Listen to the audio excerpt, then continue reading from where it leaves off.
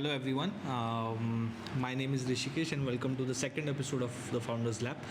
Today we will be having Mr. Milind Katti sir. He's an he's an entrepreneur in the field of SaaS or a service-based industry.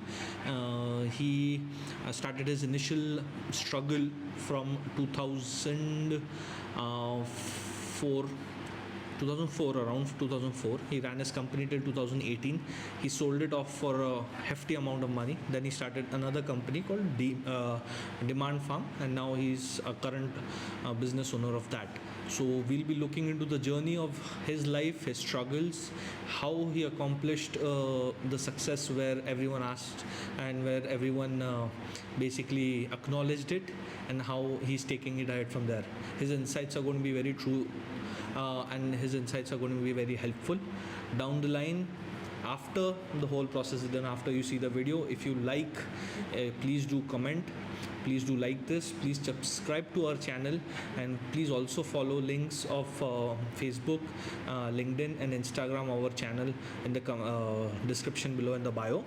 And also please suggest this video to anyone who's looking for guidance in their existing business or who is willing to start their business in the field of any such industry. We are there to help you. We have industry experts and we'll help you out in that manner. Thank you, and please look forward to this video and this journey of Mr. Milind Katti. Thank you. Hello sir. This is our second episode of the Founders Lab. So we have Mr. Milind Katti sir. So he basically comes from a business background itself. He worked in Tata for the first initial stage of his life, and then started his own business into different platforms. So we'll see how that journey went in. He transitioned from a first business to second business, where that first company token was given in an acquisition scale, and then he started another business of its own. So we'll see that how he understood what was necessary at the time and how we moved ahead from there as well. So welcome sir. Welcome to the second episode of Founders Lab. So to start off with, could you just give us a brief of what you're currently doing and how it is going about and something like that? Sure. So thank you. It's an honor here. It's always fun to talk to existing or wannabe entrepreneurs. So currently I run a company called DemandFarm. It's a SaaS product. Okay. For B2B companies to manage and grow their existing key accounts. So it's kind of a key account management platform, and it's a product business, and then we've been running it for a couple of years now, since the exit of the first one. It has its ups and downs, but very exciting days. True. With how do SaaS companies now adapt to AI revolution? Yes. And then that's the challenge that all SaaS founders are grappling with, but it's a fun time though. Yeah. And how long has it been that you've started your initial business, or when the turn took place from a job to coming into business? How many years has it taken place? Not much actually. I jumped into entrepreneurship by very early actually. So post my engineering, I worked for a year or two. Okay. Then my MBA, and then after MBA I worked for a couple of years with Tata Motors, and very soon, I think I was 28, 29 when we said that we will jump into entrepreneurship. Something that was not completely planned in terms of business itself. True. But somehow I always wanted to try it before it was too late. Understood. So the decision to do it was let me do it before the pressure of EMIs and then the family come into the picture. True.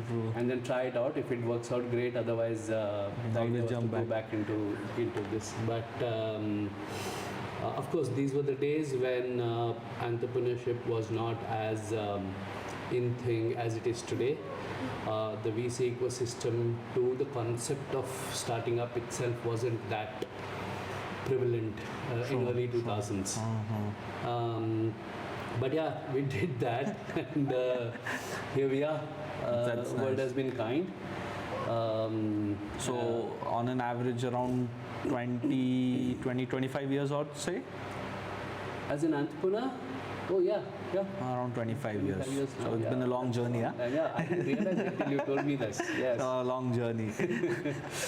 So any specific moment you had since your childhood that, a lot of people have a passion that you always want to work under something or a company, and a generation like ours today, we always have something that I want to work with Google down the line or Meta.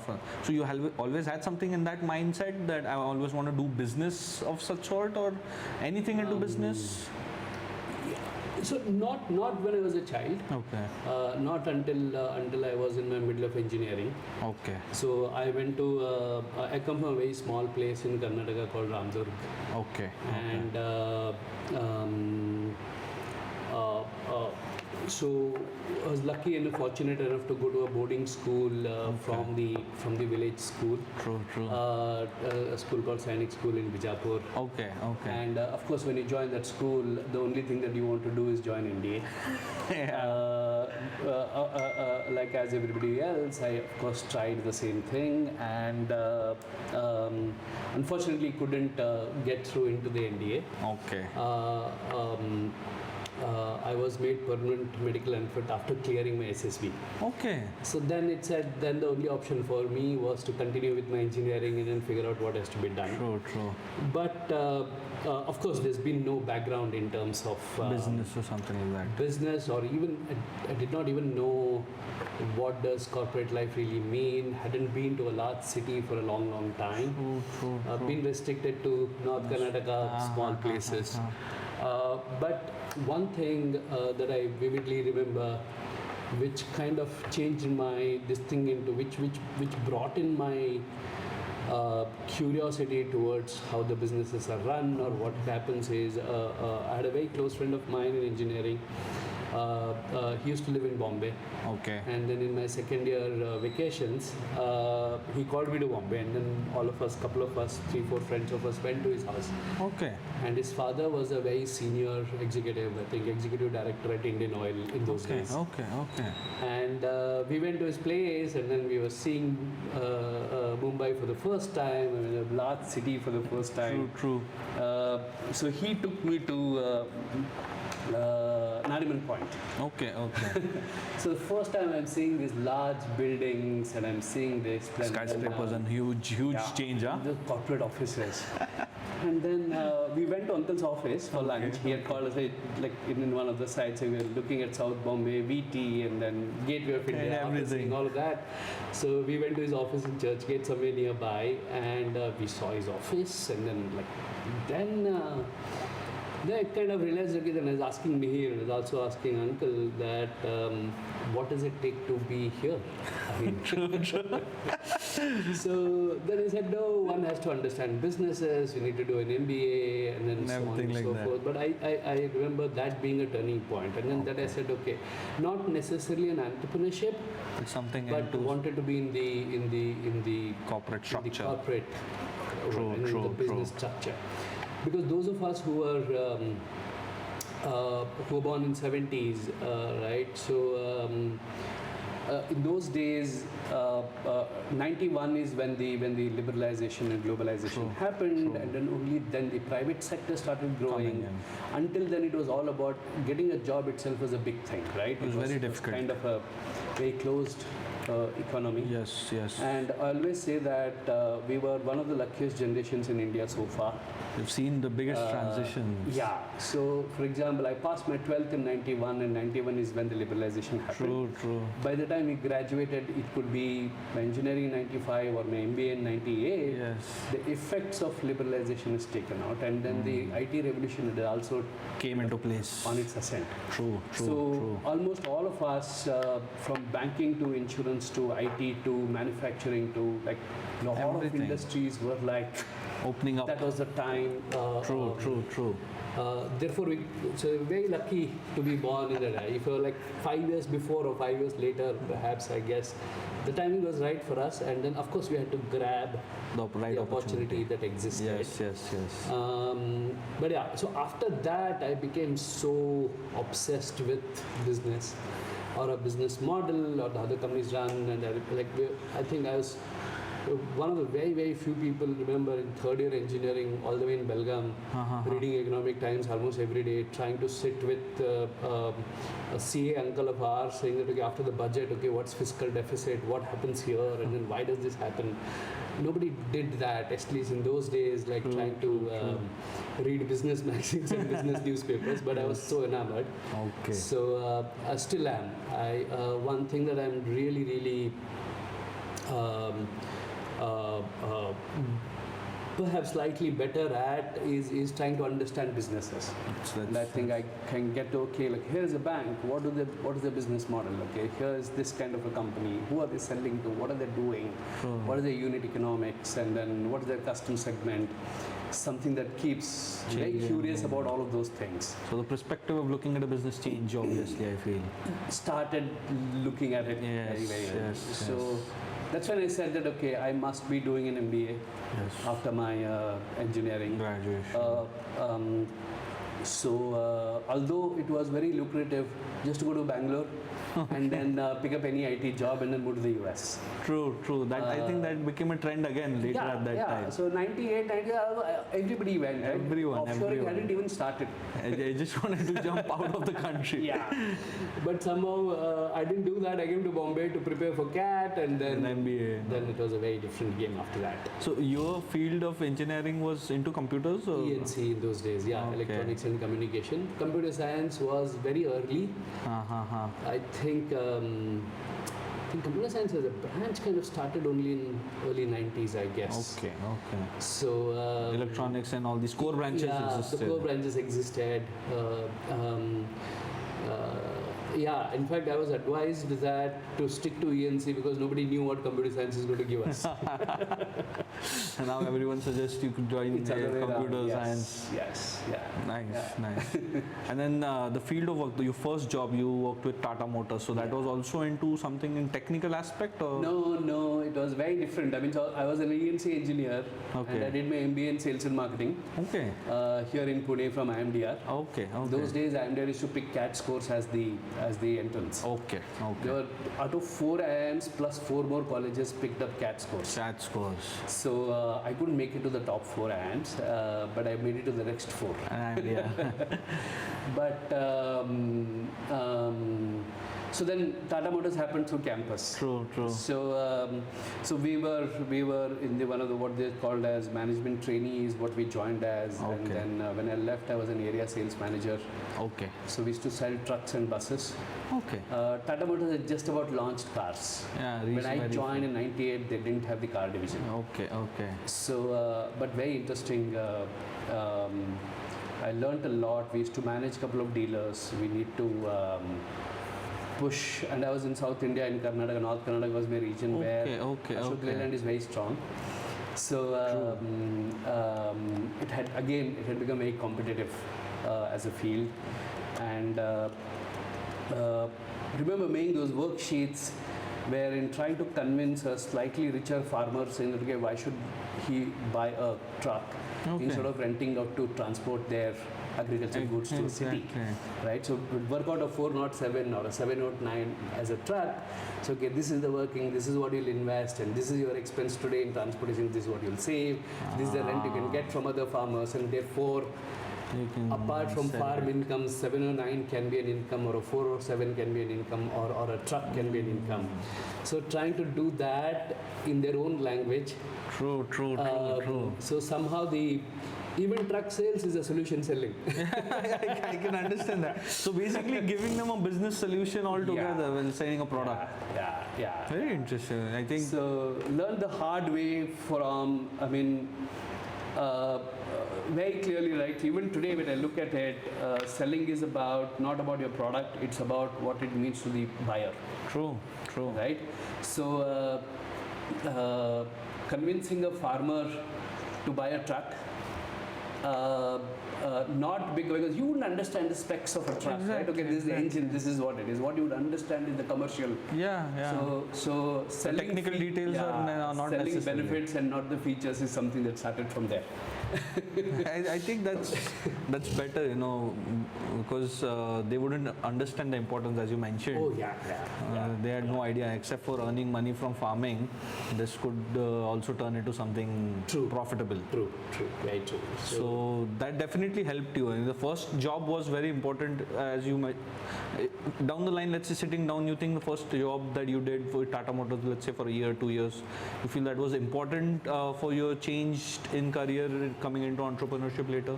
Always. I think whether being an entrepreneur or otherwise, my advice now is, and I've seen my batchmates go through this journey, where those of us who got the hard grind in the first couple of years, wherein you need to go to villages and sell something, for example, or you need to go to factories and then sell something, or you need to, rather than remaining in a headquarters in Mumbai and then being an assistant to a big boss, you grind it out on the field for the first 3-4 years. Yes. That learning is so critical. So therefore, my advice, if there's anybody, like if it's your first couple of years of job, pick something that will make you uncomfortable. Challenging. Yeah, it's hard for you. Something that you've done is when you really learn. Then in your 30s, you can command what you want. Exactly. If you don't slog in your 20s, because that's the time, right? The location doesn't matter. You don't have so much of responsibility. Exactly. So don't worry so much in terms of brand or the location or the position or whatever. True. Go and pick up a job that grinds you and grooms you in a way. And I've invariably seen my batchmates, whoever had this first 4 years, are the one who are doing much better than the others. So it basically gives you a different understanding of what is done right and what is done. Yeah. Nice. And how, in terms of monetary value, and because when you graduated in '98 from your MBA, post-graduated, economically salaries were not that high compared to what is happening at the moment. And again, Western culture moving in, everything is changing very drastically. So how do you see your first salary in hand and people expecting? You must be hiring a lot of new people today, and their expectations in terms of salary. Yeah. No, again, as I said, the times have changed. True. When we joined joined companies in late 90s, early 2000s, getting a job itself was a big thing for us.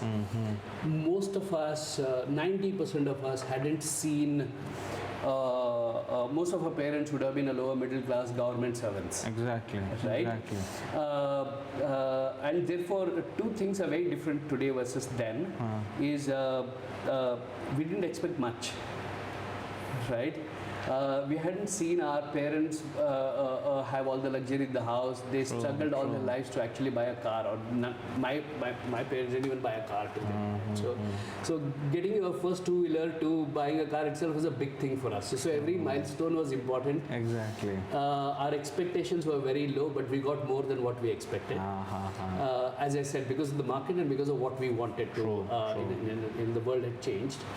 Today it's slightly different. The youngsters are exposed to a lot. There was no internet in '98 again, so we didn't know what the world offered us. So everything was new, everything was exciting, everything was something that we almost unexpected. True. But only thing that existed was changing our orbit in a way. That's what kept most of us going. Okay. But today it's a slightly different thing. They know a lot. Of course, they make perhaps more money than what we did in those days, but the expectation is also a lot more. Exactly. But that's how it is. I mean, in a way. So buying small things. I don't know. think my first salary, I think I bought first time a ready-made shirt, both for my father and my uncle. Okay. So, and then that was after my first job in engineering. Okay. But with my Tata salaries, I remember, so I've always wanted to buy, there's this watch called Indiglo. Indiglo. Timex. Okay. Watch. So I always wanted to buy that. I remember buying that, I think, not after my first salary, but after a couple of my salaries. Okay. Yeah, I think. But it was great. I think, as I said, whatever I was making, it was still more than what I thought I would. Okay. And very, very happy with whatever it was.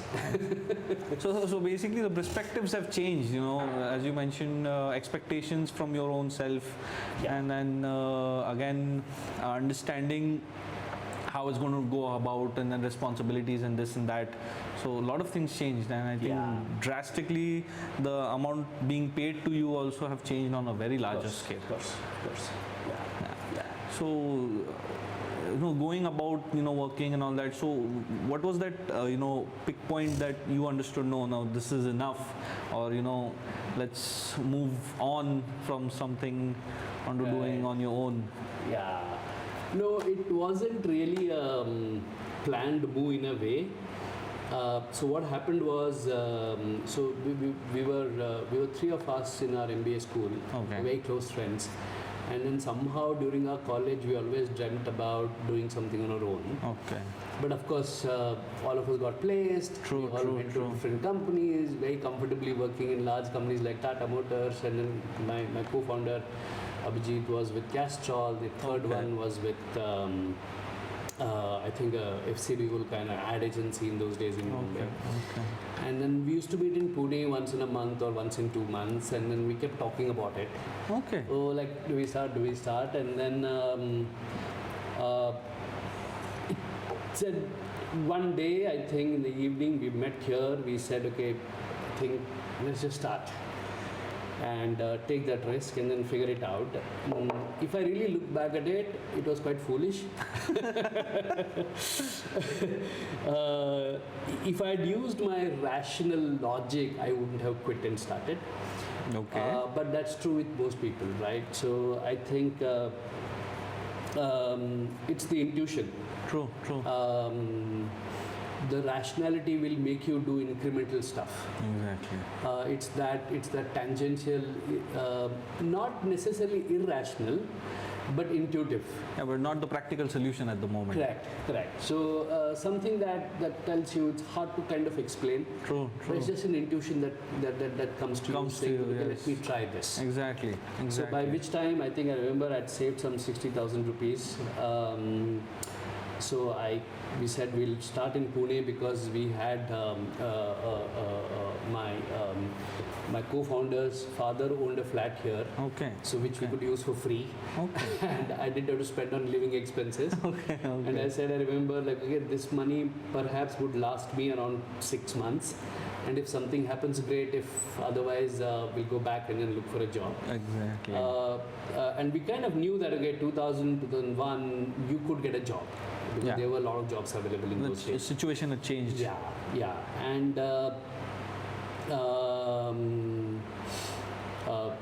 but we didn't have a very well-researched business idea though.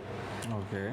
We started just because we wanted to do business. So just the business was a concept at the moment. Yeah, not that what really we wanted to do. But yeah, we had some vague idea. We said that we'll do a direct marketing agency. Okay. We started with a marketing agency. Okay. And that to direct agency versus a mass ad agency. True. So there were ad agencies who would make radio advertising, print advertising, or TV commercials, etc. Yes. Whereas we said there's a direct marketing where we could run loyalty programs or reward programs for some of the brands. Okay. That were just about coming up, and not many people were doing it in those days. Yeah. True. So we said for those insurance companies or for those, can we start a loyalty or a reward program? Okay. So that with more consumption, we launched a reward card. So you earn loyalty points or reward points which you can redeem. So the idea was to launch loyalty programs in India For different brands. for brands, and then that was the idea in a way. Not that many people are doing. Some of our research said that as the economy picks up, the spending by companies, if their marketing budget would slowly start increasing towards direct marketing activities versus mass marketing activities. So we thought, okay, let's grab that budget. That was the idea with which we tried that for a couple of years, I think 2-3 years with that idea. We did all right. We worked with Bajaj Allianz, just launched their insurance, headquartered out of Pune. We used to run their agent acquisition programs, and then they were obviously like very, very enthusiastic about. First time private insurance was allowed in the country. Until then, there was only LIC. Only LIC, yes. Right? Yes. So there were 4 to 5 global insurance companies with partnership with Indian entities had just about come in. So Bajaj was one of them. Bajaj Allianz was one of them. They're the only one from Pune headquarters. The rest of them were all Bombay. Outside. So we managed to get some business from them. We worked with some IT companies for their recruitment, and then that time we were the first to launch employee loyalty for Zensar. We branded it as Zen Rich. So when freshers joined, we created a loyalty kit. We kind of created a welcome kit, branded that program. What are the benefits for the employees joining, and then it's kind of a thing, right? All of that. So very interesting days. We did some really good work. There was this Medinova Healthcare, again started on GM Road here. We ran loyalty program. We had a couple of restaurants also in Pune wherein we picked up loyalty some programs. very early days though. Very early. Considering the royalty aspect of it, which is booming. We were too early at that point in time. For the product or the idea. We did get some reasonable traction. For first 2-3 years. That's why we survived. We made whatever little money that we could make. But didn't scale as much as it should scale. And then turning point came where it changed the business model. I'll talk about it later. So basically, early age in the idea was very nice, but probably the time frame did not match. And we didn't know much. True. As in very young. Idea, later on we learned that idea can be great, but it's all about execution. It's all about scaling. Yes. We didn't know. Early stage, I think that takes place. Even when we started, the initial couple of years was just fluke. Idhar maar ke dekho, udhar maar ke dekho. Correct. But we were very patient. We were very persistent. True. We used to learn a lot almost every day. What worked, what didn't, and then kind of we didn't give up too soon. Although not that we made a lot of money or whatever it is, but we were enjoying what we were doing. And 3 friends from college, obviously. We were. So by then you were married, and you had just about got married at the point of time. That's another story altogether. So interesting. But to start off with, a very nice concept, coming out. A lot of companies you must have also seen today run totally on the program of giving everybody has giving coupons and giving cashbacks and all of that. True. Nice. And then from here, how long did this survive? I mean, this business? 3 years. 3 to 4 years we ran this. It was called as QED Loyalty Management Private Limited. That's the name of the company, QED Loyalty. Out of Pune only? Pune only. Yeah, we had some clients here, some clients in Mumbai. We did reasonably well, I guess. Couple of lakhs a month business. Nice. So reasonably well. Then 2 things happened. Accidentally, we had a lot of our friends some friends in Pune who used to work in IT companies. And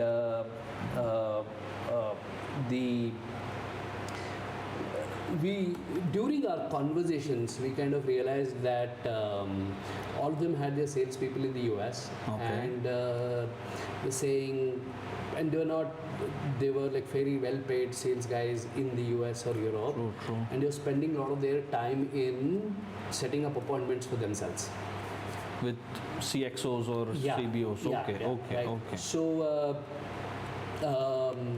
And obviously, and they're spending a lot of money with companies. They were using companies in the US to set up appointments. Okay. So it used to cost almost $1,000 an appointment in those days. Okay. So remember, this is before LinkedIn. LinkedIn didn't exist at that time. So only company websites. Like you could write emails or you could call people directly. Yes, call the board line, ask for somebody to get there. So. So like this is one piece, then on the other hand it's expensive, and then on the other hand those were the days when almost everything was getting outsourced to India. Right? BPOs and everything. It could be a business process, an IT process or IT development, anything was getting. So by 2003 or 4, a lot of those business processes were taken and we realized this wasn't. True. And being somebody in the direct marketing space, we also used to kind of run a small little call center for Bajaj Allianz, etc. to sell the loyalty program. To respond to the loyalty programs, etc. Then we thought, why don't we extend that and help IT companies with setting up appointments outside of it? Like, why can't this be outsourced here? Exactly. For both cost as well as other reasons. True. So essentially, we were able to connect these dots. So we heard people talk about people are spending a lot of time in setting up appointments for themselves. It can be done cheaper from India because a lot of outsourcing was happening. And our little bit of this thing, so we thought, why don't we explore this? Nice. And we went and pitched to a couple of Pune companies, like Zensar being one, Exaware being another one, and then Airtight Networks was another company here in Pune. So we went and made a pitch. Zensar was the first client who fortunately agreed to try it out. Although they didn't think that we could really pull this off because it does take a lot to pick up a phone, call up a senior person in the US. And talk to them about SAP implementation. True. Right? Yeah. And why don't you meet my sales guy? Convince him over the phone. It was not easy to do so, but we didn't realize it till we started doing it. True. It was that stupid courage that this can be done, this looks okay, and then we started doing it. Only when we started doing it, we realized that it's bloody hard to do it. Very difficult. So we used to sit and call and then try to set up appointment ourselves in the beginning. Then we hired people. Then who do hire? Right? Different sector. And we had to start at 6 in the evening and then work until 3 a.m. in the morning. Or 4 US shift. And then we tried to hire people from other BPOs who were doing inbound customer support. But they couldn't understand this business model. Kind of, there's an outbound calling that you have to do. Exactly. It's one thing to kind of support somebody's claim processing. And it's another thing to sell Zensar's product to someone else. Services to a mid-level guy. True. But MBAs wouldn't want to do this while they understood the business, but who will sit and call in the night? Yeah. Like they treated this as a call center work. Exactly. And they didn't want to do this. It was hard for a typical BPO guy to do this work. And so the kind of people that we hired, very exciting people that we hired. And then brilliant stuff. I mean, I'm very proud of what we did in those days. Again, I keep saying it was starting with setting up a telecom infrastructure to do this. The phones and everything. VoIP just about came in, and then how do you use VoIP to make international calls, and then what kind of permission you take from BSNL. Everything was new. Nobody had done this, and neither we had done this. True. But I think we did a good job. 2003-4 until 2008-9, we scaled from nothing to almost 100 people. Oh, that's nice. And we worked with almost all IT companies in India. From Zensar, Hexaware, KPIT, HCL, Infosys. I mean, everyone. because and while we ran this, we had to set up the operations, we had to figure out how to sell, we had to figure out how to do this business, deliver this, how do we price this. Exactly. But one thing was clear, that okay, the problem was real. Almost all IT companies did spend a lot of money. Even if they spend money, it made sense if somebody could do this. And later, so by inadvertently, we had created India's first inside sales outsourcing company. I was just about to say that. Sales company. So, and then of course from inside sales to lead generation to demand gen to a media company, what was the journey for next 14 years till 2018. And so superb journey. I loved every month, every year of it. It was not easy. I understand. The concept itself was very difficult at the time. Someone asking to do something like this at this moment would be much easier. Yeah. Me also, if someone wants to get in touch with you also, you can just hop up on LinkedIn, send in a message, send you an email, and then you get back with a reply on it. But then I remember in 2003-04, even I think my dad was in the US at that time. He had gone. We had to pick up that landline. We have to connect a different line from the telephone, and then press a board. Then they will connect you to the international call center. Right. So it was very difficult. Yes. So because we knew that, because we didn't know it's very hard to do it, we said let's do it. But I came through. Yeah, and therefore we had to learn a lot, and we had to do quite a bit. How do you hire? How do you train? How do you call? What is the kind of script? How do you get business? How do you this? All of it is something we're learning every day in terms of how do we run this business. And this was with the same three friends that you had started the initial one? By which time the third person had left. Okay. So two of us, me and Abhijit. Okay. We ran this from 2004 onwards. So 4 to 18, around 14 years. Yes. Yeah. And then by 18, when so obviously it took transition of the company being acquired in 18, I feel. Right? Yes. So the transition from 4 to 18, how big did it scale, and what came into your mind that now it's to let go of this precious thing? No, it was like I put that into typically three phases. The first phase is until 2001 to 2004, we were trying the loyalty program, was all about learning what it takes to be an entrepreneur. Exactly. Right? Exactly. So essentially what we learned there was you need to understand what are you solving for the customer, and then are they willing to pay you for it. We figured that out, that okay, inside sales is something that's a problem that somebody is willing to pay us for. That happened only in our second business. In the first one, it was still like good to have. Right? Exactly. Yes, I mean, this looks fine, but the market wasn't ready at that point of time, right? So the right problem statement was tapped correct. into. So the second one was, while the problem did exist, people were willing to experiment with us to solve that problem. We had to learn how to solve it. The execution is what we had to learn. From setting up infrastructure to hiring people to training to process to pricing, everything was we were learning month over month, and at the same time moving from nothing to 100 people in 4 or 5 years. Exactly. Right? Exactly.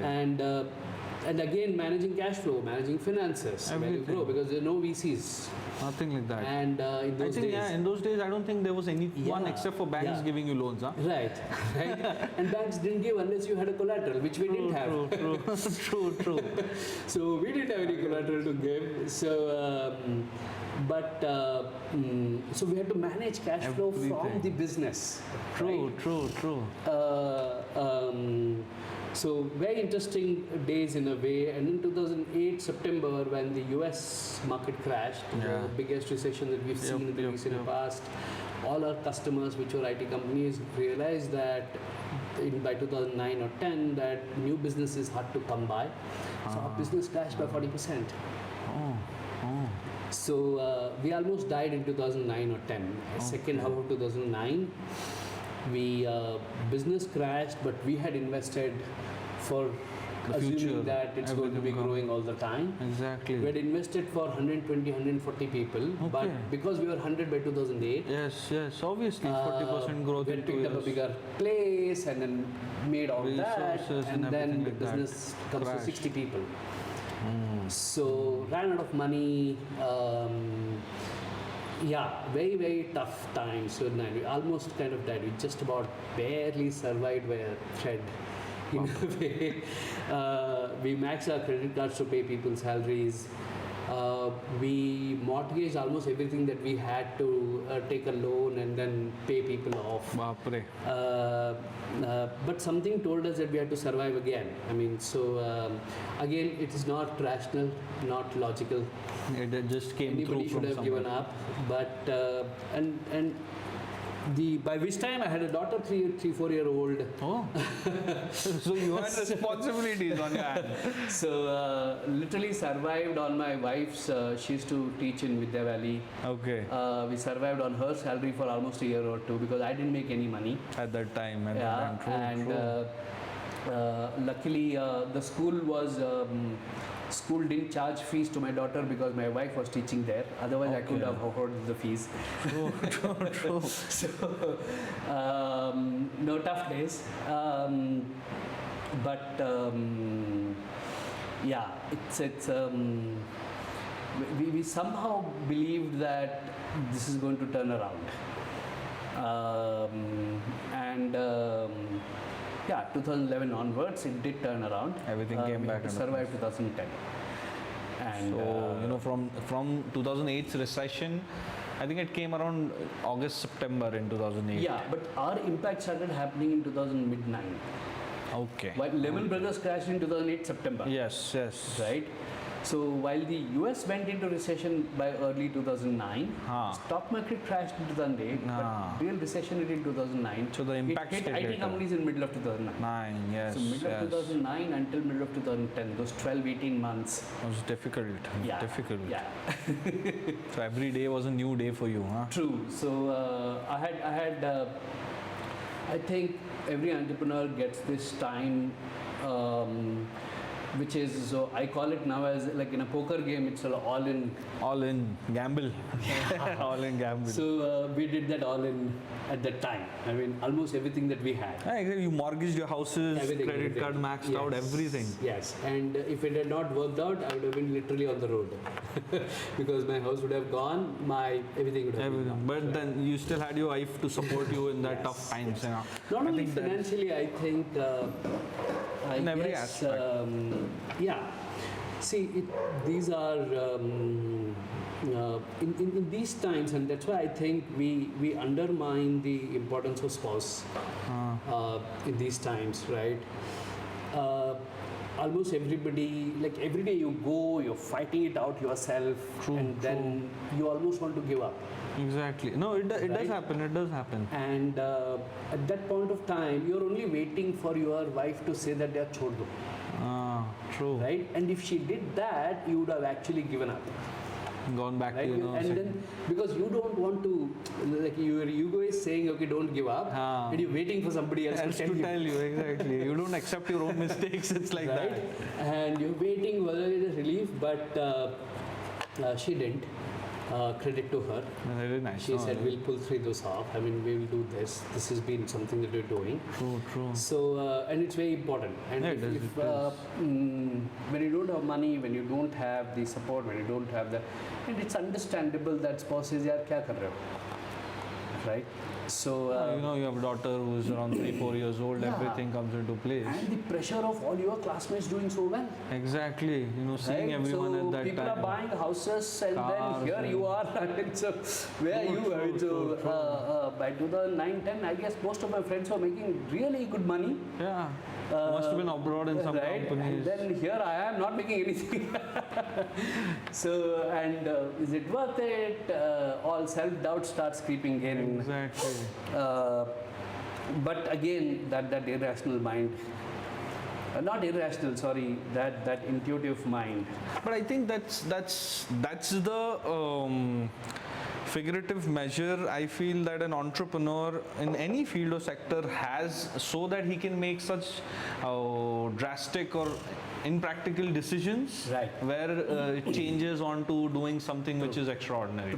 You know, you always have a safer side to, you know, go give an interview, secure a offer letter and start working. But then choosing this way is again irrational or impractical. No, but what I think the like again reflecting back, I guess the reason we stuck around, we've been persistent, we knew that we were solving the right problem and companies were willing to pay. It was an external environment that was impacting our business, not because inherently my business was not bad. Exactly, it was right. It's just the factors affecting Yes, it. if your business is not doing well because you're not adding value to the customer and customer is not paying, then you should shut down. True.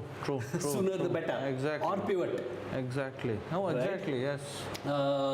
But in that case, I think there was a conviction saying that what we were doing was right. And the moment market improves, our business will improve. Exactly. You just have to go through that rough have phase. to live it out, right? You have to live it out. So I guess that's what it is. And then why is your business going down is an important reason for you to analyze. Exactly. Is it because of your weakness as a business, your inability to deliver, or your inability to deliver value to the customer, or it's just not working, or is it externally related, something that is not in your hands? Then external conditions will always change. Yeah, that is the factors are going to change. So it's important to assess that thing, right? I'm not saying that continue, be persistent even if nothing is working. You have to understand itself if that is making sense or not. Right. So by 2018, you know, after giving everything, by 11 it started going well. Yes, we grew really crazy. I think our CAGR was almost 40% from 2011 until 2018. And we also transitioned, the digital marketing came in. Earlier we used to do appointment setting, then emails, we started leveraging emails for this. Yes. Then the SEO, the digital marketing came in, marketing automation started happening. True. So it was just not about telecalling anymore, right? Yes. So we moved from being an appointment setting company, from using tele as a primary channel, to lead generation company, to a demand generation company using digital channels. And then we eventually become a media company ourselves. In 2014, we launched martechadvisor.com, brainchild of my co-founder Abhijit. Okay. And then in 2011, we did two things. One, we said, okay, why are our customers only Indian companies? Right? Why can't US companies be our customers? Because most US companies outsource to Indian companies, right? Here we were having Indian companies outsourcing to Indian companies. So obviously you don't get great price. Yeah. So we said, okay, then we had the courage in 2011 to look at American brands. We started looking at American companies. Okay, why can't US companies outsource their lead gen to us? We'll do it out of India. Yeah. Right? So we started going after media companies or lead generation companies there. So we expanded internationally. We changed the business model in terms of what we were offering. Okay. And we adjusted and adopted to the digital way of lead gen and selling, digital marketing way of doing it. Again, every year we are changing our business model to selling model to the customer model. So there were tweaks every single time. There were different tweaks to it. So we realized we used to work with media companies in the US who used to get these leads, and then we said, why don't we add value to those leads and then make them a little bit more meatier and then give it back to them. True. Then why don't we become a media company ourselves? True. Okay. So we launched martechadvisor.com. Abhijit had a great conviction. Marketing technologies was coming in. So you had these generic IT websites. Yeah. Who would talk about a lot of IT stuff, it's like TechCrunch or IDG or whatever. Marketing technology was picking up, so we started writing about marketing and marketing technologies on our website called martechadvisor.com. Okay. And we started getting marketers as our audience, because even they wanted to learn about marketing technologies and how marketing is changing. And we could sell to companies. So now we could generate leads, because I have 100,000 visitors every month on my website. We could go and talk to marketing technology companies as our customers in the US. pitch their product? So, well, great days. I mean, I think in 2017, I think Forbes listed our site markegadvisor.com as top 10 companies Fortune 500 CMOs visit. Oh, Top 10 website that CMOs of Fortune 500 visit. We are the top 10 websites nice, globally nice. for that. And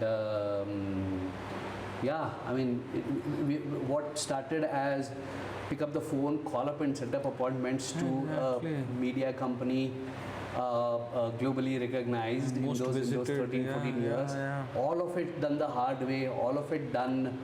We learning almost every quarter in terms of what we're doing and scaling from nothing to 800 people by 2018. True. Yeah, so that really a great journey. Yeah.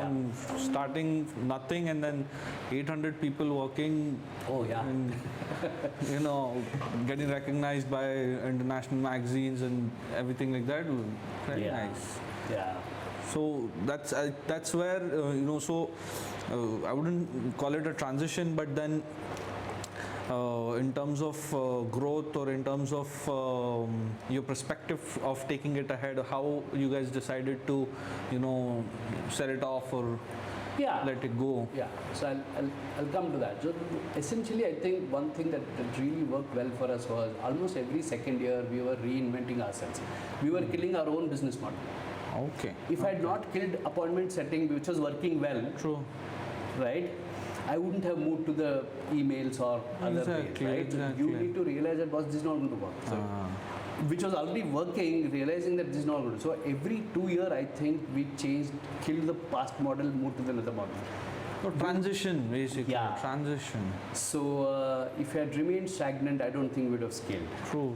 So I think so. By 2018, I think so. One of our customers, Ziv Davis, one of the world's largest B2B media companies, they're listed in NYSE. They made an offer to acquire us. Okay. And they'd already acquired another company in Pune. Okay. And it's a tough call. We were in two minds as to What to do? should we do this. So, but I think a couple of things that made us take a call. Again, if somebody is wanting to sell their business, what is it that we decided to do? One is it's whatever that works for you from 0 to 1 million won't work for you from 1 to 10 million. Will not work for you from 1 to 100 million. You need to keep changing what I say. So for us, we were in that 10 to 100 million journey, and then we had to change quite a bit. We had to have US presence much more than whatever we had Locally if here. I were to go from 10 to 100. True. And again, we had to make the transition. At some Exactly. point of time, you lose that hunger to Grow. not to grow, but it's almost like restarting. Every single day So you there have is to kill that and then restart a something new. business, restart a business, right? True. And there is this enthusiasm in your gut. You feel it. You know it. right? Exactly. Am I here for 14 hours a day? All right. And we used to travel a lot, both of us, almost like 3 weeks in the US, 3 weeks here, 3 weeks in the US, and here. And you have to constantly be listening to customers, figuring it out, and in 14 hours you're always thinking Brain is about working. what's happening. I think at some point of time, perhaps we got really tired of it in a way, and the offer was good, money was good. And finally, I think there was a financial reward for all the hard work we had done for those 18 years. I can imagine. Right? End of the day, here is the thing: how much ever your business is, how much ever large your business is, True. money in the company is never money in your bank till you sell. Yes. Right? It's just the valuation. It's just the valuation, It's right? just the valuation. So you might be running a $10 million business which is worth $100 million, but that's not your money. You don't have it. You don't have it, right? So when you see a possibility of that value being unlocked and realized, and that money coming into your account, All of it. and and if it is attractive, and if you think that it's good that this baby requires another home for it to really get to 100 million. True. Or whatever that the next phase of it. Exactly. I think it makes sense. Definitely. If you can't take it to the next orbit, like 0 to 1, 1 to 10, 10 to 100, 100 to a billion. Exactly. Right? Each of them have their own Pathways. characteristics, Yes, right? yes, and that's yes. an orbit jump True. that one has to make. Exactly. And is your orbit jump is something that you want to do, or you want someone else to help you do it? Exactly. Is a decision that one has to make. Yes. It's very personal. Each entrepreneur to their own as to when should they exit and when should they not. But I think for us, we felt that it was the right time, and I still believe it's the right time to do so. Money was good, offer was good, terms were nice.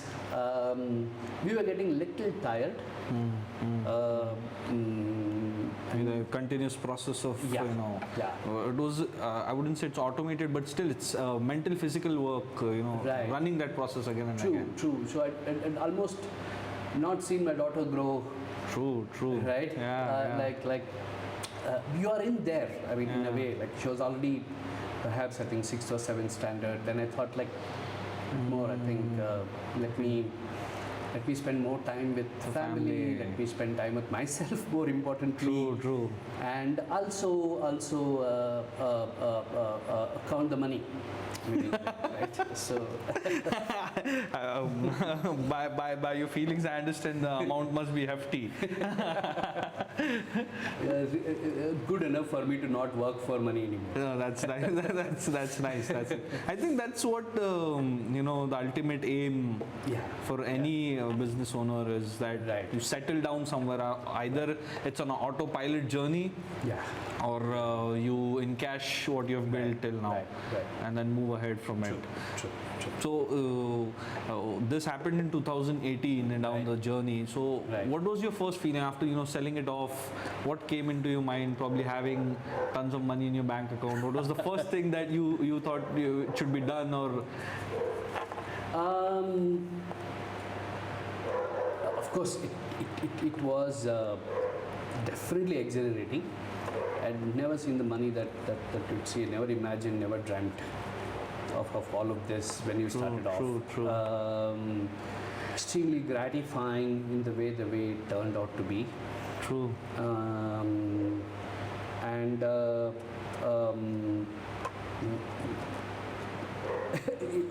But after a while, it is like, okay, what do you do with it then? So it's like, right? So all the options of you did buy whatever you wanted to buy, the cars that you wanted to buy, or the house that you wanted to buy, and whatever it is. But the money part, I think that excitement got over too soon, in a way, right? Yes. Of course, it's great. I'm not saying that. I think it's a dream come necessary true. and yes, but it doesn't last much. But what lasts is I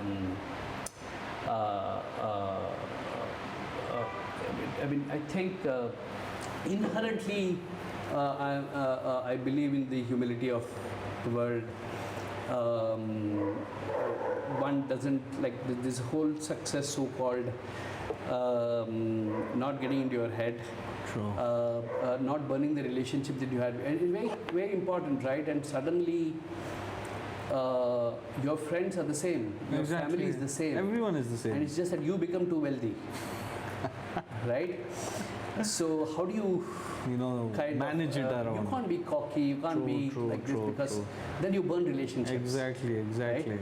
So fortunately, like none of that thing happened to me. My running group continued as is. Yes. Right? Your dad. Everyone if you ask him, like nothing changed. No, nothing changed. I spoke to him this morning. He was like, "You're talking to the best buy you could at the moment." So I still went at 5:30, ran with these folks, and did away, right? But yeah, I mean, the feeling of pride, probably the internal pride or humility, confidence that something has accomplished, and it helps us. It helped us do what we now really wanted to do. True. So the first company, right? So because the services business, it was a working capital adjusting in a growth kind of a thing. it's very hard to manage the cash flow, manage that kind of cash pressure, the kind of all of that, right? True.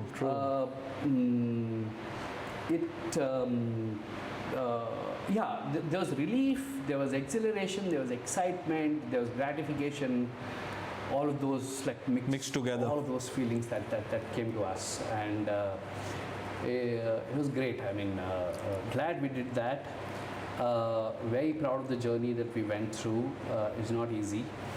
And funnily enough, because of what we started today, a lot of our employees run similar lead gen businesses or demand gen businesses. Okay.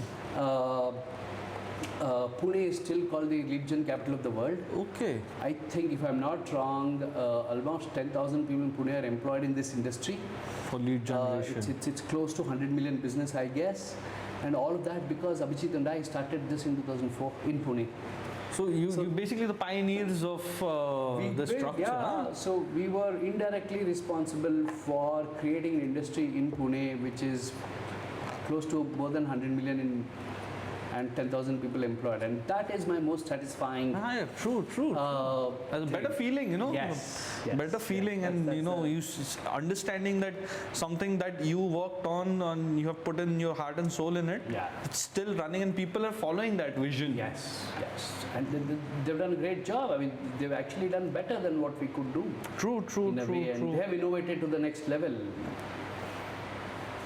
That is, just understanding or listening to the story, it is overwhelming, and coming to the point where the struggle was so difficult at a time, and then moving in the transition so well. Right.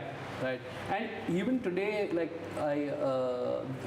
the people, the leadership that I had in 2018 are continuing to run that business. They've taken it a couple of notches higher, and they've gone on to global roles.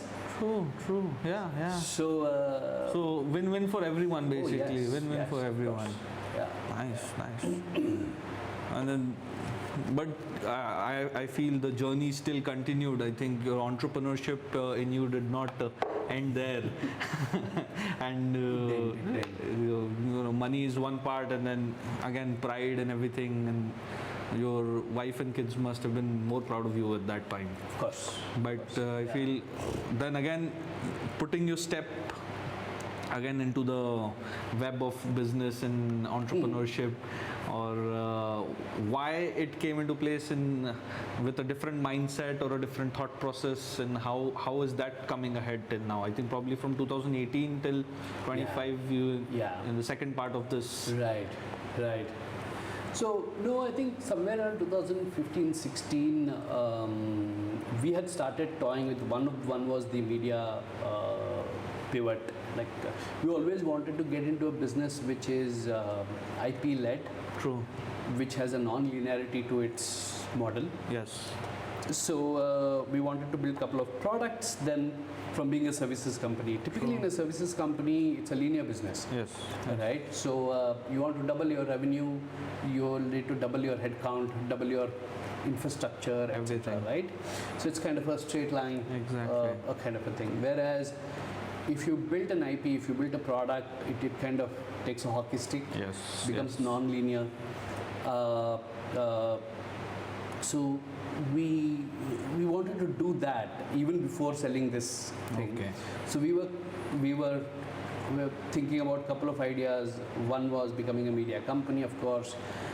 We thought of a few things. We thought of an idea called Lead and Rich, which was a marketing data platform. We tried to build that.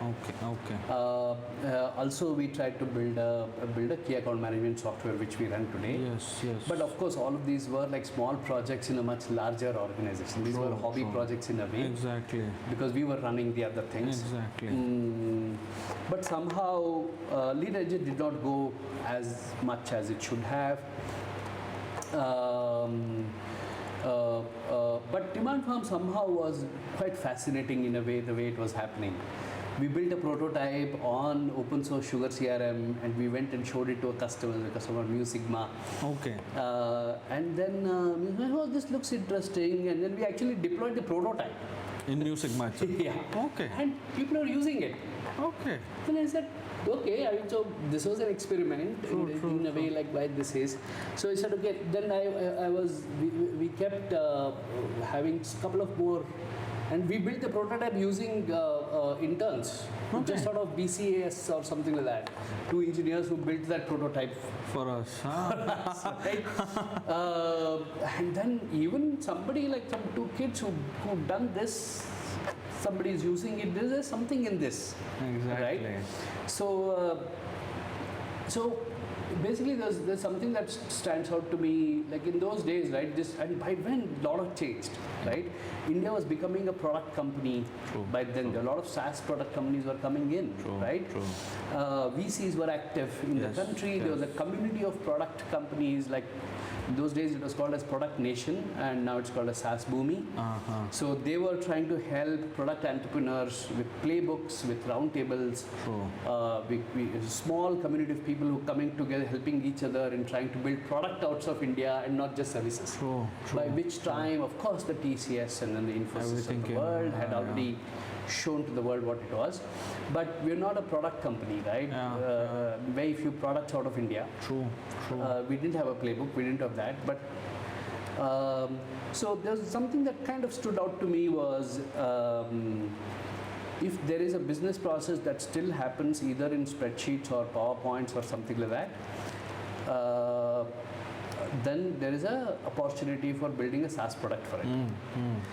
And then again, see, the whole thing is you connect the dots thinking backwards in a way, right? So this is what Steve Jobs said.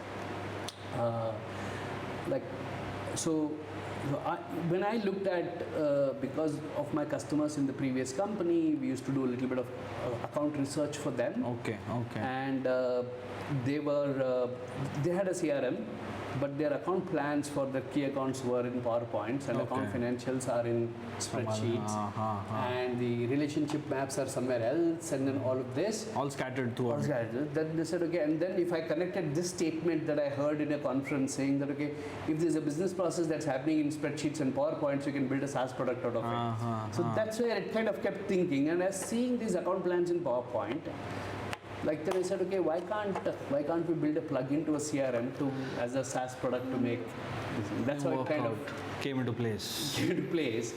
And then it was an interesting. That's how DemandFarm as a company Came into place. was started, and it was a SaaS product Okay. for B2B companies, and then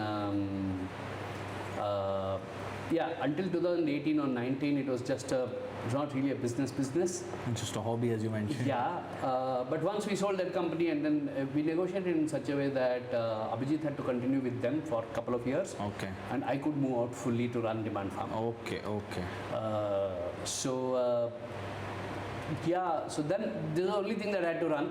There was nothing else. True. Then we said, and then COVID helped us a bit in terms of almost all, because key account management or strategic account management was like, you need to wine and dine, you need to walk the corridors, you need to build relationships. Tool is not going to be this thing, but COVID changed all that. Everything was changed. Both the supplier side and then the buyer side are remote now, and then they suddenly lost touch with everything. So they needed a digital tool to manage their key accounts in a way. True. So it kind of picked up in 2019-20 onwards. But having said that, I made tons of mistakes even in that business, because running a product company and running a services company are two very different things, and I thought I knew enough. Okay. Right? One journey was already successful. I mean, that too, right? So you sold, you exited, and then so you thought you know what to do, and then, but I didn't. So, is it a mid-market motion? Is it an inbound-led sales motion? Is it an outbound-led sales motion? Is it a product-led motion, or is it a marketing-led motion, or is it a sales-led motion? None of this I knew. Whereas knowing all of this was important, and therefore first 2-3 years of DemandFarm I made plenty of mistakes. This time, and I feel bad about making those mistakes versus making the mistakes of my first company, because that time I was like I wasn't experienced. This time, You were the mistakes happened because I was experienced. But it's a different pathway you're running on at the moment. So that's why I think, yeah, it's very interesting though. So you never know enough. True. You have to keep learning. Yeah. You have to On the keep day learning. you think that you always have to put learning more important than knowing. True. The day you think that, okay, I know stuff, you're stagnant in a way. So somehow, it's not easy, right? Because you always have this feeling that I know this. Exactly. Right? Yeah. I know the stuff. I know how to do this. I know how to run this. Like I know how to hire people. True. I know how to sell. I know how to market, etc., etc. Yes. And the more you get into I know, you stop learning. And that's what happened to me too. True. Honestly. Yeah. I mean, and therefore we didn't do well first three, like as much as we should have. Game difficult. Understood. So let me be very honest about it in a way, right? And then I said, okay, then somebody like SaaS Bhumi, and then speaking to other SaaS founders who are first-time founders, not second-time founder like me, they are doing so much better. Like if you look at WhatFix, or if you look at ChargeBee, if you look at, of course, Freshdesk is a legend in our business. Okay. Zoho always Zoho is a thing. And we look at them, and then we spoke to them in the SaaS conferences, and then in the SaaS movie, like they said, no, you need to figure your ICP, you need to find out your channel, you need to know, like, is it going to be mid-market, is it going to be enterprises, is it going to be US, is it going to be India, Asia, what market? If it is mid-market, then is it mostly an inbound function, right? And then if it is enterprises, you need feet on the street in the US, right? It's a different thing. You need to have other services that is going around, just not the product. Exactly. If you sell to large organizations, the kind of people that you need, the kind of channel that you need, the kind of marketing that you do if you're targeting enterprises versus you're targeting a mid-market, Exactly. are very different. And this I had to relearn. Right? Yeah. So it's almost like a new thing, and which is very exciting for me. And I continue to do that. What are the metrics? I mean, so what is ARR? What is NRR? Right? It took a long time for me to realize that revenue, what you bill is not ARR. Right? Exactly. How do you measure churn? And what is net retention ratio? What is gross retention ratio? How do you measure it? So and why are those metrics important? So almost all the metrics that I knew in my previous business, which is EBITDA, and then which is like revenue and billing and invoicing, it's very here. different thing here, right? All the sales process that worked there is not working here. True. So then the whole thing came around. I think I'm still learning. It's very interesting. I think that process is not going to end over learning. Oh yeah. So so I think initially it was 18-19, but now it's 2025.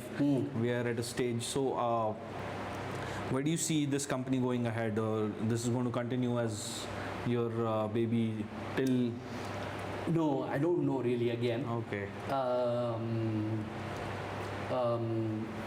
As I said, we've been going up and down around all of this. Of course, we want to scale this. There's no doubt about it. True. This is an extremely exciting space. The category is not fully formed as far as key account management is concerned. Nice. We are, if not but one of the category leaders in this space globally. Okay, nice. With 80 customers, with already profitable, growing reasonably well. I think I am very excited to take it to the next level because there's always something in creating a category.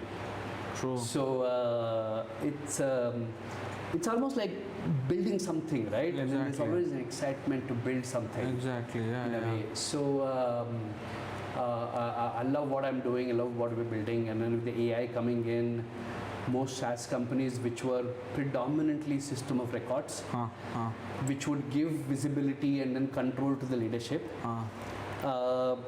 now we need to change, and then so we need to make AI automate the system of records, right? Yes. While we need to make AI you make the SaaS products into system of action and system of intelligence. True. Right? Yes. So most of SaaS products were system of records. Now we need to be system of record plus system of insights and actions, right? And then how do I leverage AI to do this depending upon what your business is? Exactly. Right? Yes. So that gives me tremendous amount of excitement. It's almost restarting again. Yeah, it was a This new year, right? So again, so all that has worked for me as a product is not going to work for me for next 2-3 years. True. How do I pivot? How do I do this? The transition, now, exactly. is a very interesting game. I mean, Nice. And in terms of the scale, how big do you think the company is? DemandFarm, sorry, in terms of not revenue, but in terms of how many people are working or in scalability, as you mentioned, you are we're now top. Yeah, we're now around 45-50 people. Okay. Few $1 million in ARR. Nice. Profitable. So this was bootstrapped, the second one, or Not fully. Okay. We did have friends and family fund us Okay. in 2019. So probably the confidence. I know. And we need to do justice to them. True. Yeah, but we did not take a big Series A when it was available. Okay. For a couple of reasons, in a way. One is the business, more importantly, I think by which time we are smart enough to know when to take external capital and when not to, right? True. You typically take a Series A capital when you know your sales motion. Exactly. Or the GTM motion. Yes. So you've done your experiments, and now, okay, I'm spending X money on my GTM and getting Y outcomes. Right? Now, if I spend 5x, I'll be able to do, say, 3y of the outcomes. Yes. If you're not sure about it, you will take the money and spend it on things that Not that value. So you need to take the money to scale in Series A, not to experiment. So the money is directly into engaging and gaining more profits, so scaling that. Right. So that's very key. A lot of entrepreneurs make mistake in Series A especially. Seed and Everything seed is round is fine because you need to get the money to build a prototype or early days. But Series A one has to be very careful as to when you take that money. And how to go about it. If you take Series A to experiment and not scale, then it's usually you get into trouble after a couple of years. Then you have people on your back already. So that's the lesson. Therefore, we didn't. Okay. Honestly, yeah. True. Then the whole cycle of failure starts to get into place. Correct. True. So then you keep expanding. Of course, I agree that anybody can be your customer, but in first year, who will be your customer is the question. In second year, expand. Third year, expand. Everything in that man. Yeah. And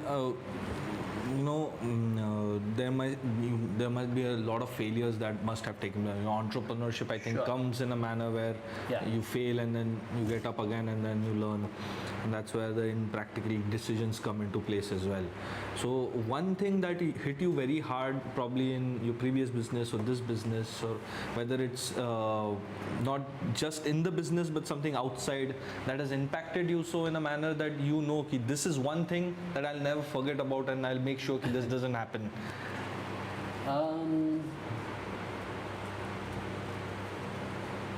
So, okay, the one is if external events have impacted us, then I don't control it. I can't say that this is not going to happen again. Right? But what is it that I did which was not the right thing to do or probably the right strategy to do, and then therefore I wouldn't, because I cannot repeat, that's in my control, right? True. So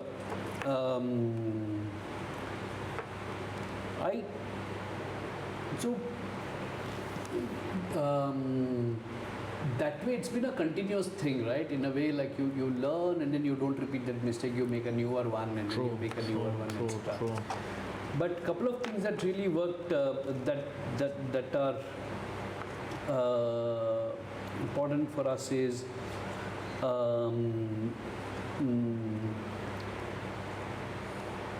the not selling value. Okay. Right. So, for example, you sold something, and then you assumed that customer knows, customer is happy, or customer is like, okay, getting what you are saying. Understood. Not communicating that, okay, look, you spend so much money, we've done this, we've done this, we've done this. Right? So constantly at a certain frequency, communicating value of what you are providing at all levels, I think is crucial.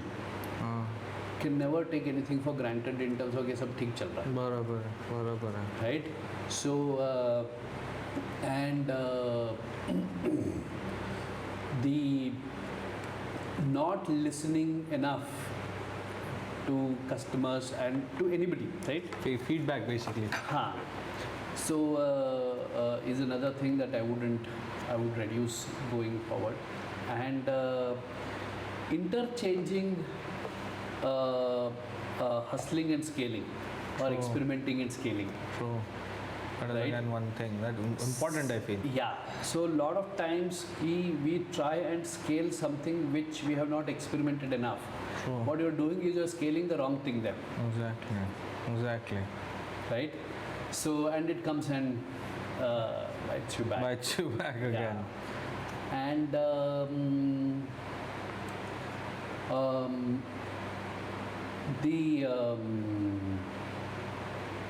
I think the other big, it took a while for me to look at is when it comes to employees and the relationships, right?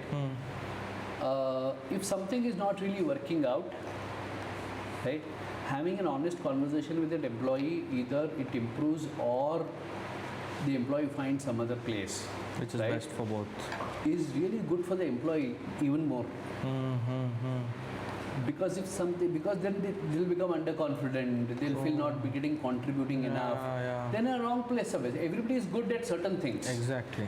Maybe in this company at this stage this is not working out, doesn't mean that person is not good in this anywhere else. True. But if I don't point it out, then we are making the person suffer more. Company तो सफर होती है लेकिन वो कम है, because company में there are like other people who will cover up. Exactly. But you are doing injustice to that person by not making that value added. And a lot of times, just because we are emotional, somebody's worked for a long time, whatever. We get in that mindset. You are not doing justice to that person. True. By not doing this, right? I think that's a key thing a lot of times. Similar, it's a bit different topic, but as you mentioned, the employees, I had written one article on LinkedIn, I think a couple of months back, where the structure has changed. From you must have already seen the trend when your generation started working, because it was a necessity. You had to earn the buck to raise the family or to eat or just to bring food to your plates, basically. Right. And then our generation came into place where we had everything ready. We have a car, we have a two-wheeler, and we can fall back onto our parents every single time. So the importance or the mindset that we go to work with, if someone is working for someone, it has changed in a manner where it becomes very difficult for business owners or an entrepreneur basically to have that same vision when he's dependent on his employees to get it ahead with. Yeah, yes, of course. The millennial workforce versus Gen Z workforce versus the older workforce, they have different characteristics, and as much as they trying to contribute, it's also the job of the founder or the leadership to also get the best out of them. True. Not that they don't want to do, right? It's just that their expectations are different. What they expect in a work environment could be different. Like for example, I can't, it will be wrong on my part to expect a 20-year-old or 25-year-old today to be an employee like how I was at 25. It's not right to expect either. Right? I need to understand where this person is coming from and therefore get the best out of it. Exactly. By and large, people join our company to contribute. So can you provide that environment? Same environment right? to them. So yeah, and we need to keep changing based on employees' expectations in a way.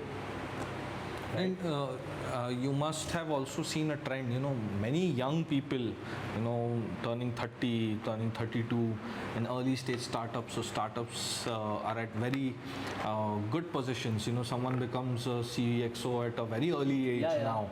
And then the expectations could be different. There is a friend of mine who's working with a company. He's just 25, I think, but he wants to become a CEO by 29. That's what his vision is. So when it came to me, in a sense, कि भाई मुझे एक ऐसे level पे जाना है 4 साल में, where I thought in my company, if someone is coming and expecting that same amount of importance in the next 4 years would be difficult, because the experience or the matter of knowledge that someone who is 30 years in experience will bring and someone who's 9 years of experience would bring is different, is what people are seeing in the trends. Again, I think depends on situation to situation and company to company.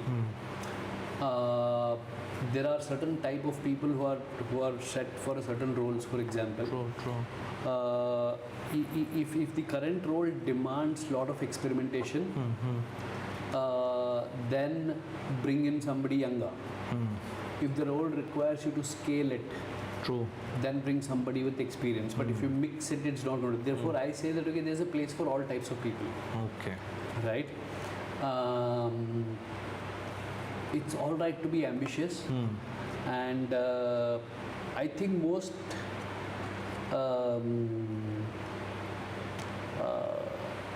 in a way, if somebody joins my company and wants to be a CEO tomorrow, if that person is capable, I'm happy. I get your point. So, but it's just that they need to be capable of it. They should have that much empowerment and knowledge. And it's fine to be ambitious. Or it's fine to be this thing. So, and again, say for example, somebody who is a mid-level manager managing 100 million worth of business. Herself, versus somebody is a CEO of a $50 million company. Today, it's entrepreneurship as well as within a company. So that person is as much a CEO of 100 million. Within a larger organization, right? Exactly. So it's more a mindset than the position and then the title and then what you're doing. Actual work that should matter and then the position. Coming towards the end of this, what do you think, biggest suggestion if someone is willing to start a new business, let's say, who I also had a similar story where we did not know what to come up with, but business was in the mindset, karna hai to dhanda hi karna hai. But then, experimenting, trying different products, we went to automation, then it didn't work, we went to PLC based automation, but it didn't work. Then we landed in somewhere where IoT was our forte, and then that came into place. But then it took time for us to find out the same manner as you did it. So coming from that SaaS industry or service-based industry, what do you think is a vertical which might be untapped where you are willing to, or someone who asks for a suggestion, ki sir, if I want to start a business tomorrow and I could come bring in that amount of input, so where could I put in my efforts?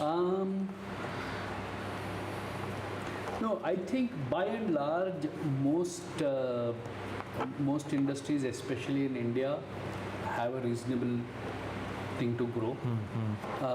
Do you have the expertise? Do you have that insight that many don't, or most don't? And therefore, you think this can become a business in itself? Is the key, because the growth is there. Exactly. I mean, there's so much of headroom for us to, other than a few quarters here and there, but in the long run, growth is there. India story or whole of Asia story or Africa story exists. Right? I wouldn't put too much of my money on Europe and US at this point of time. I'll wait a bit. Till the situation. Yeah, because there's not too much of a growth there. But these markets are growing. Asia Pacific and India are growing. Yeah, and they have their own challenge. True. Right? So, but more than usually when you worked in a certain thing, or if you're observing very closely a certain, for us, like when we looked at loyalty programs, or when we looked at outsourcing as a business, when we looked at key account management, this thing. So when you are closely observing things around you and then the business around you, and then knowing that I will have to change. True. Like how you change now. Exactly. Because you listen to the market, you listen to figure things out, right? Don't stick to one field, one thing. This is the only idea that's going to work. It's fine, right? But do you have an insight that you believe is key? If that is, then validate it. Preferably find at least one co-founder. To work someone. Because it's usually lonely there. It's very hard. और एक अगर है तो one who complements your skills. You can complement the other at the same time. Yeah, and at the same time also kind of balances out is exactly. important.